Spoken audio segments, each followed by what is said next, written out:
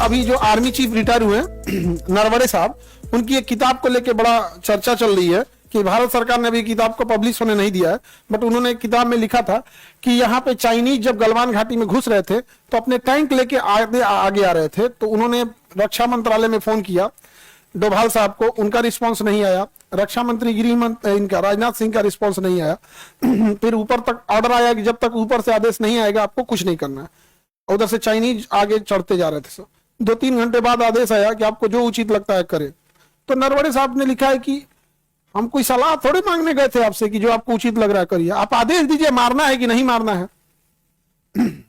और उन्होंने कहा कि हमारे लाइट आर्टिलरी गन जो थी वो रेडी थी मारने के लिए, लेकिन आदेश ही नहीं आया। हम लोग, आप यकीन मानिए, भारत में चाइना जितना बिजनेस करता है उतना हम लोग 100 देश उतना बिजनेस नहीं कर पाते। चाइना हमारी मजबूरी बन चुका है। और चाइना क्या है, अगर ये इतना ही सामान पाकिस्तान देता ना तो हम कब का पाकिस्तान का बाइकआउट कर देते। समझा गया कि नहीं गया? अगर कोई चीज पाकिस्तान की 100 रुपए की है और वही चीज मान के चलिए भारत में 500 की है, तो वो आदमी कहेगा हम भारत वाला 500 वाला खरीदेंगे, लेकिन चाइना पाकिस्तान का 100 रुपया में नहीं खरीदेंगे। लेकिन ये चीज चाइना के साथ क्यों नहीं होती है? हम देशभक्ति सामने वाले देश देख के दिखाते हैं। आप बताओ, जितना चाइना हमें टॉर्चर किया है, बावजूद हम चाइना का बाइकआउट कर पाते हैं? कुछ नहीं कर पाते। और हम बार बार ये कहते हैं कि हमारे यहाँ के जितने अमीर हैं, ये अमीर नहीं है, ये रिसर्च करके अमीर नहीं बने, ये ठेकेदार हैं सब। ये रिसर्च करके अमीर नहीं बने हैं। अब जैसे रिलायंस है, अब इंडिया में कोई प्लास्टिक नहीं बना सकता उसके सिवा। ये तो यार, ये तो जबरदस्ती वाली चीज है। जो प्लास्टिक बनते हैं ना, प्लास्टिक का ग्रेनुअल बनता है। जैसे आप चने की दाल देखें ना, एक्चुअल में प्लास्टिक वैसे होता है, चने की दाल जैसा। अब आपके पास एक मशीन होती है जिसे मोल्डिंग मशीन कहते हैं, उसमें उसे डाल दीजिए, वो उसे पिघला देगा, और आपके पास एक सांचा होगा, उस सांचा में उसको क्या कर देगा, ढाल देगा। अब आप जो पानी बोतल पी रहे हैं, बिस्लरी का पिए, किनले का पिए, किसी चीज का पानी, उसका प्लास्टिक रिलायंस का बना है, उसका ढक्कन रिलायंस का बना है। आप शैम्पू यूज कर रहे हैं किसी चीज का, उसका ढक्कन रिलायंस का बना हुआ है।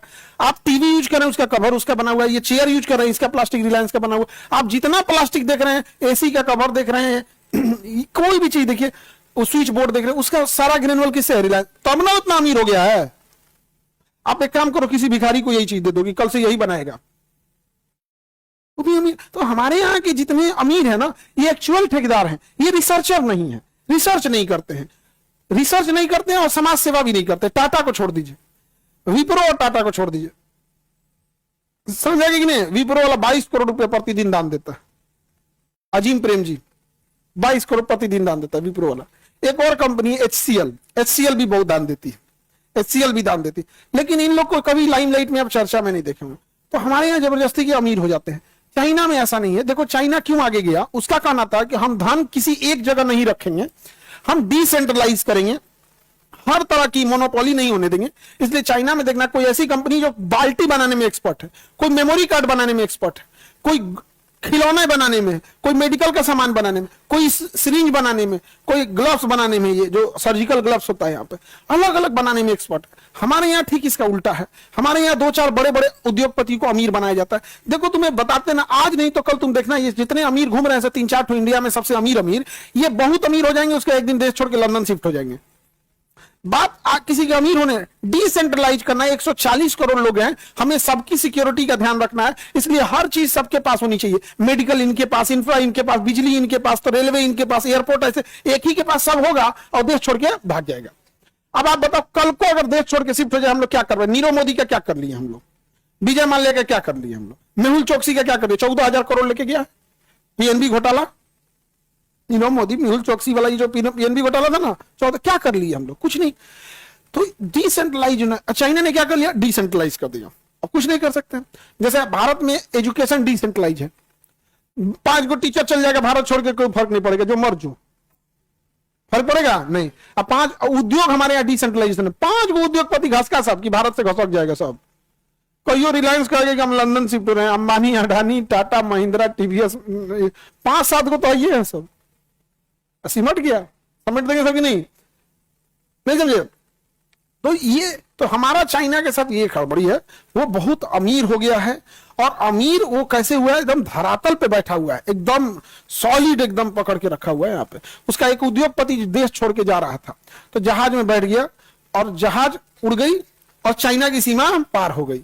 और खुशी से मैसेज किया अपने कंपनी वालों को कि अब मैं आजादी से रहूंगा, ये है, मैंने चाइना से बहुत लूटा। उस दूसरा पायलट को फोन किया, पायलट घुमा के जॉर्जिया लेके चला आया। चाइना जहाज छोड़ चुकी थी घुमा के लाया, आज तक वो जेल में है, मिला ही नहीं, आज तक जेल में है, मिला ही नहीं। वहां का सबसे बड़ा उद्योगपति जैकमा था, लगा कुछ कुछ बोलने, पलीत कर दिया। आज जैकमा भी कोई खोजता भी नहीं उनको यहाँ। तो हम लोग बड़ा उटपटांग हो गए हैं, डिसेंट्रलाइजेशन हो गया। देश के अंदर ही आपको दो तरह का आपको समाज देखने को मिलेगा, अमीर का अलग, गरीब का अलग। अमीर का स्कूल अलग, गरीब का अलग। अमीर का हॉस्पिटल अलग, गरीब का अलग। अमीर का होटल अलग, गरीब का अलग। एयरपोर्ट, रेलवे स्टेशन पे अमीरों की ट्रेन अलग है, वंदे भारत, गरीबों के लिए जनसाधारण। बाथरूम में 13 गो बाथरूम में 13 गो घुस के जाएगी। ये वंदे भारत किसका है? अमीरों के लिए, समझा? तो चाइना जो इधर से चला है ना, उसके पास इतना पैसा है जिसका कोई हद नहीं। हमारे देश की इकोनॉमी एकदम गिर गई है। न्यूज चैनलों पे डिबेट ये होता है कि हमारी देश की इकोनॉमी सबसे फास्ट बढ़ रही है। अरे यार, सबसे फास्ट बढ़ रही है, रेस में कोई बहुत आगे दौड़ गया है ना, तो वो अब आराम से दौड़ता है कि हम बहुत आगे निकल गए, और जो रह गया पीछे बड़ी तेज दौड़ता है। तो इसका मतलब ये नहीं, हम लोग बहुत बड़े, इतनी मतलब इकोनॉमी के मामले में सोचे ना, एशिया में सबसे खराब करेंसी हम लोग की हो गई है। तो इसी का फायदा कौन उठाता है? चाइना। और चाइना कहता है कि हमको इंडिया से मतलब ही नहीं। वो सीधे टक्कर किसको देता है? अमेरिका को। सीधे टक्कर किसको देता है? हमें। और अमेरिका के मामले में हम क्या टक्कर देंगे यार? हमारा राष्ट्रपति अमेरिका के जहाज में घूमता है, नहीं समझे? हम क्या टक्कर देंगे? हमारी सेना अमेरिका की जहाज लेके यूज करती है। 26 जनवरी के जो परेड करते हैं उसमें 80% जितने एडवांस है वो तो सब अपने ब्रह्मोस वगैरह दो चार है अपना, अभी ड्रोन वगैरह ठीक ठाक है, लेकिन जितने बड़े बड़े अपाची हो गया, चीनूक हो गया, सुखोई हो गया, राफेल हो गया, राफेल पे इतराते हैं। और सोचो फ्रांस का आदमी क्या सोचता होगा, इससे हमारे यहाँ का खिलौना ये था। मोदी जी जब ट्वीट करते हैं तो अमेरिका वाला क्या सोचता होगा? हमने एक खिलौना बनाया, ये लोग खेलता है, ट्वीट ट्वीट ट्वीट ट्वीट। कभी सोचे उनका कॉनोवल क्या होता होगा? हम लोग को वैल्यू तक नहीं देता है। आप जिस फेसबुक को चलाते हैं उसमें फेसबुक पे ट्वीट करते हैं, फेसबुक बनाया हुआ है जिसपे ये मीडिया वाले सरकार बनाते हैं, फेसबुक पे प्रचार कर करके उसका मालिक है। जिसको सरकार को गिराना होगा ना, जिस सरकार को गिराना होगा अमेरिका को ना, भारत में कहेगा इसका एक को वीडियो फेसबुक और यूट्यूब और ट्विटर पे चलना नहीं चाहिए। हाँ, क्या फला है? एप्स्टीन फाइल, भारत में उसको आइंस्टीन फाइल घोषित कर देगा। भारत में उसको क्या घोषित कर देगा? Einstein file. आगे बढ़ जाए बाबू।